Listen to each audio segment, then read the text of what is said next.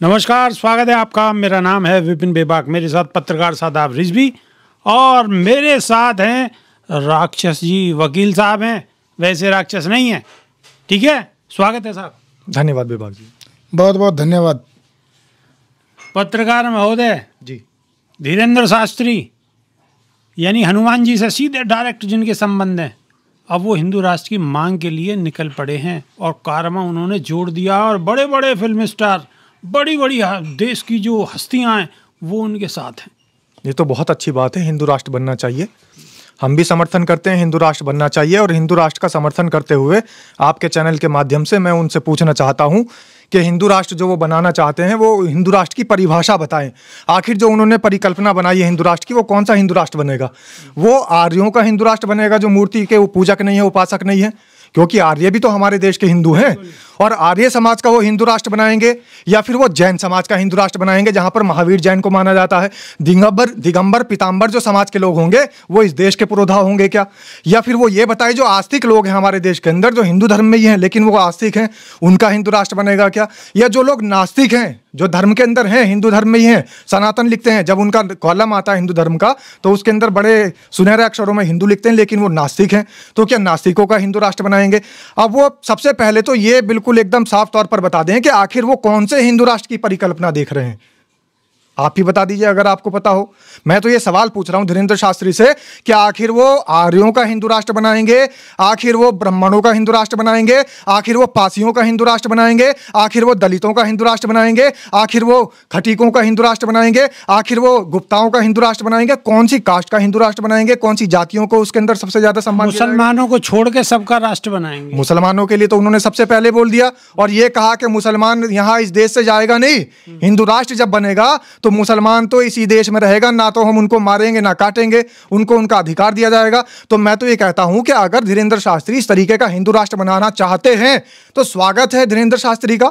मुख्यमंत्री मुसलमानों को बनाइए, जगह जगह जितने भी स्टेट हैं वहां पर मुख्यमंत्री मुसलमानों को बनाइए, और जिस स्टेट के अंदर मुसलमानों की संख्या ज्यादा है तो कम से कम उनका अधिकार दीजिए। और धीरेन्द्र शास्त्री खुद ये बात कह रहे हैं कि हम हिंदू राष्ट्र तो बनाएंगे, लेकिन हम हमारे देश के अंदर जो ये मुसलमान है, किसी ने उनसे सवाल किया इनका क्या होगा, तो उन्होंने कहा ये इस देश के अंदर ही रहेंगे, ना इनको मारा जाएगा ना काटा जाएगा, इनको इनके अधिकार दिए जाएंगे। तो भाई हमें तो ऐसा हिंदू राष्ट्र चाहिए जिसके अंदर बहुत सारे मुसलमान मुख्यमंत्री बनेंगे, बहुत सारे मुसलमान जो है वो ऐसा भी हो सकता है कि प्रधानमंत्री भी बन जाए, क्योंकि अधिकार देने की बात कर रहे हैं। तो ऐसा अगर हिंदू राष्ट्र वो चाहते हैं तो बिल्कुल सही है, हिंदू राष्ट्र बनना चाहिए ना। धीरेन्द्र शास्त्री, ऐसा भी तो हो सकता है कि अब तो ये कह रहे हैं लेकिन कल को पलट गए तो राष्ट्र भी पलट जाएगा।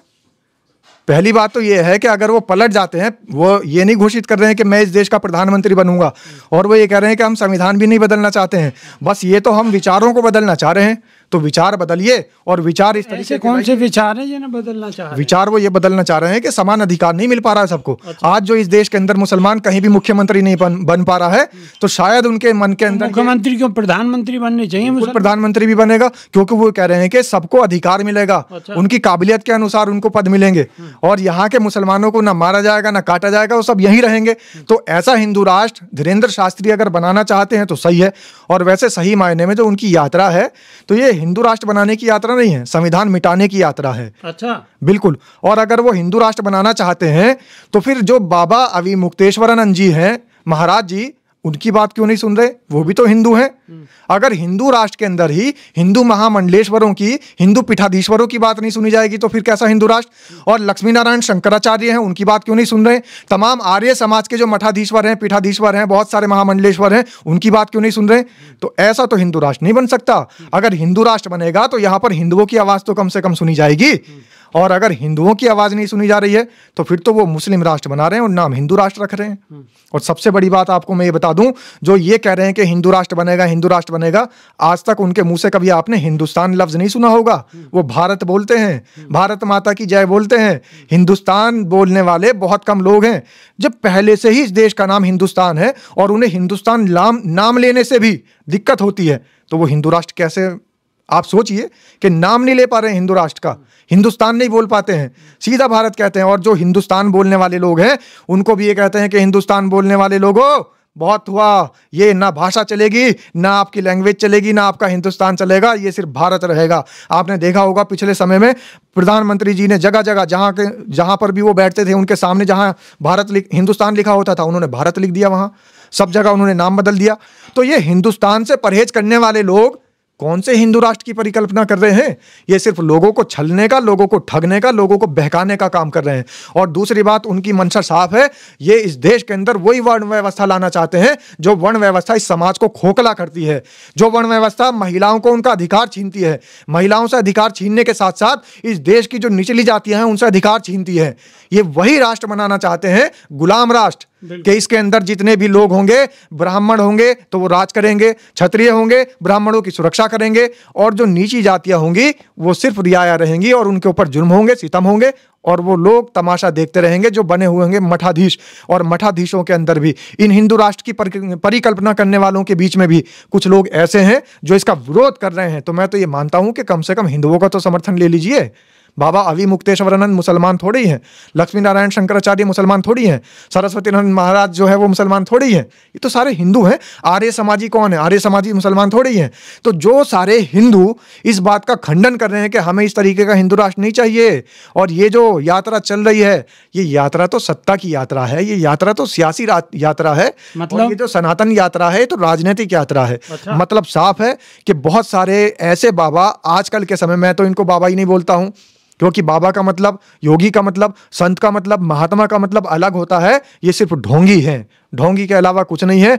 इनकी जिस तरीके की शैली है, जैसे किसी का भी एकदम से चिट्ठा खोल देते हैं, जिस तरीके से पर्चा खोल देते हैं, इनका खुद चिट्ठा बहुत सारे चैनलों ने खोल दिया है, बहुत सारे इनके स्टिंग भी हो चुके हैं। किस तरीके से इनकी सोशल मीडिया टीम काम करती है, किस तरीके से इनके हिडन कैमरे, वहां पर छुपे हुए कैमरे लगे होते हैं, किस तरीके से जहां को इनके धाम का रास्ता जाता है, बागेश्वर धाम का, उस रास्ते पर भी छुपे हुए कैमरे लगा दिए जाते हैं, और इनके लोग रजिस्ट्रेशन के नाम पर कितनी जानकारी इकट्ठी कर लेते हैं, और फिर वो बाबा तक एक छोटे से ब्लूटूथ के जरिए जो उनके कान में लगा रहता है, जो बिल्कुल दिखता भी नहीं है, उसके जरिए इनको बता देते हैं सारी इंफॉर्मेशन, और बाबा वहां बजरंगबली के आशीर्वाद से सारी चिट्ठे खोल देते हैं। और बाबा का चिट्ठा बजरंगबली के आशीर्वाद से लोगों ने खोल दिया है। बाबा का चिट्ठा खोल दिया है।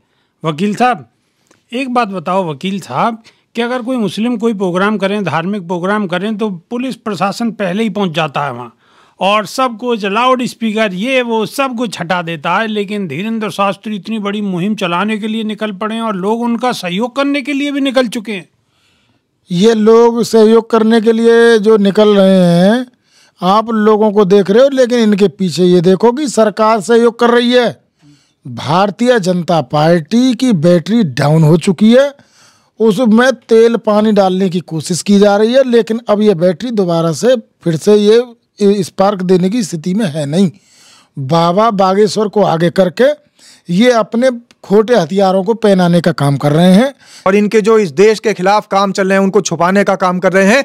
एक तरफ इस देश का विपक्ष दिखा रहा है कि हमारे देश के अंदर वोट चोरी किस तरीके से हो रही है, कैसे एक बाहर की ब्राजील की एक इन्फ्लुएंसर, एक महिला, वो यहां पर वोट डाल करके चली जाती है, किस तरीके से मात्र 2 करोड़ वोट के अंदर 25 लाख फर्जी वोट पाए जाते हैं, किस तरीके से हाइड्रोजन बम का धमाका हो रहा है, और इस देश के चुनाव आयुक्त की पोल पट्टी खुल रही है, इस देश के प्रधानमंत्री की पोल पट्टी खुल रही है, इस देश के गृह मंत्री की पोल पट्टी खुल रही है। किस तरीके से इनका चारों तरफ जो इन्होंने बड़ा एक षड्यंत्र रच रखा है, जैसे लोगों का बेवकूफ बना करके उनका वोट चोरी करने का ये काम कर रहे थे, वो सारी बातें खुलकर सामने आ रही है। बिहार के अंदर हजारों करोड़ रुपए का घोटाला खुलकर सामने आ रहा है। किस तरीके से इन्होंने अपने दोस्त अडानी को सारी की सारी वहां पर भूमि अलॉट कर दी। ये सारे मामले जब एक साथ खुलकर निकल कर आए हैं, तब बाबा बागेश्वर की सनातन यात्रा स्टार्ट हो जाती है। और ऐसे ही बहुत सारे बाबा तभी याद आ जाते हैं जब सरकार पर बहुत गंभीर आरोप लगते हैं, जब सरकार की पोल पट्टी खुलती नजर आती है, उसी समय तमाम बाबाओं का जैसे पौधे उगते हैं, कुकुरमुत्ते उगते हैं, इस तरीके से बाबाओं का भी वर्चस्व उग जाता है। अब धीरेन्द्र शास्त्री आ गए, पहले से कोई कार्यक्रम नहीं था, लेकिन अचानक से सनातन यात्रा करने लग गए। आखिर एकदम से कहने लग गए हिंदू खतरे में है। हिंदू कैसे खतरे में है? और अगर अभी भी अगर नरेंद्र मोदी के रहते हुए, अगर हिंदू हृदय सम्राट योगी आदित्यनाथ के रहते हुए, और इस देश के अंदर अमित शाह गृह मंत्री के रहते हुए, इस देश के अंदर रक्षा मंत्री राजनाथ सिंह के रहते हुए अगर हिंदू खतरे में है, तो फिर तो ये सरकार बदल देनी चाहिए। क्योंकि जब इन हिंदू हृदय सम्राटों से भी हिंदुओं की रक्षा नहीं हो पा रही है, तो फिर किसी और को दे दीजिए। मुगलों का राज अच्छा था, मुगलों के राज में तो इतना कुछ अच्छा था कि हिंदू आसानी से रहता था। तब तो ऐसी कोई घटनाएं भी सामने नहीं आती थी कि किसी हिंदू को मारा गया हो, किसी हिंदू को पीटा गया हो। जब मुगलों का शासनकाल था, उसके राज में भी, मुगलों के राज में भी अगर हमारे देश का हिंदू अपने आप को सुरक्षित महसूस करता था, अगर वो जाते थे धनाड़ी पर, तो धनाड़ी के ब्राह्मण उनको मस्जिद के रूप में एक उपहार स्वरूप भेंट कर दिया करते थे, उनके राज को देख करके, उनके कार्यकाल को देख करके। और अगर बादशाह अकबर यहाँ से जाता था तो वो वैष्णो देवी पर छत्र चढ़ा देता था, महाकाल मंदिर का जीर्णोद्धार कराता था। तो इसका मतलब तो यह है कि उनका राजपाट अच्छा था। तो फिर तो मैं ये मानता हूं कि अगर आज के समय में इतने सारे हिंदू हृदय सम्राट लोगों के समय में हिंदू अगर खतरे में है, तो फिर तो ये राजपाट मुसलमानों को दे देना चाहिए। राजपाट फिर तो मुसलमानों को दे देना चाहिए। पत्रकार महोदय के लड़ाई राजपाट की है, ये लड़ाई राजपाट की है। मान्यवर काशीराम साहब कहते थे कि मुट्ठी भर लोगों ने हमारा राजपाट छीना हुआ है, हम लोगों को फिर से उठ खड़े होना है, वोट की चोट करनी है और इन मुट्ठी भर लोगों से हमको अपना राजपाट हासिल करना है। तो आज बाबा बागेश्वर का जिसका आप जिक्र कर रहे हो, अगर इसको इतनी मोहब्बत इस देश से है तो इसको गरीबी मिटाओ के अभियान में शामिल होना चाहिए था, पेड़ लगाओ के सामाजिक अभियान में शामिल होना चाहिए था। इसको सबसे पहले लोगों को हिंदू राष्ट्र बनाने से पहले लोगों को हिंदू बनाने का काम करना चाहिए था। बताएं जरा, क्या चूड़े भी हिंदू हैं?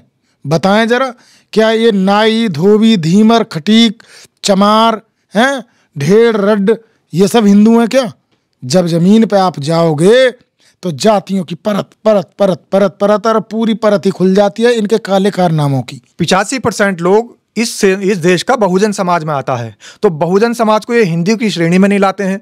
तो अगर इस देश को हिंदू राष्ट्र बनाया जाएगा तो 85% लोग, आखिर वो कौन सी श्रेणी में जाएगा, फिर उसको कहाँ भेजेंगे? और सबसे बड़ी बात तो यह है कि जिसकी आप बात कर रहे हैं, धीरेंद्र शास्त्री, ये अभी नौजवान लड़का इस देश के अंदर बाबा बनकर लोगों के बीच में बहकाने का, बहलाने का, फुसलाने का जो काम कर रहा है सत्ता के इशारों पर, तो समझ लीजिए उस व्यक्ति को, जिसको स्पेलिंग नहीं आती, जिस व्यक्ति को लंदन की संसद का नाम पता नहीं है, वो व्यक्ति कॉन्स्टिट्यूशन ऑफ इंडिया के बारे में ये कह रहा है कि ये जो इसके अंदर सेक्युलर शब्द है ये बाद में जोड़ा गया है। और मैं दावा करता हूं, चैलेंज करता हूं कि बाबा बागेश्वर धाम, ये धीरेंद्र शास्त्री वाले जो बाबा बागेश्वर धाम अपने आप को कहलाते हैं, खुला चैलेंज है मेरा जनता के सामने, अगर वो कॉन्स्टिट्यूशन की स्पेलिंग बता दें एक बार में ही बिना गूगल किए, तो बस मैं समर्थन कर दूंगा, ये पूरा देश समर्थन कर देगा।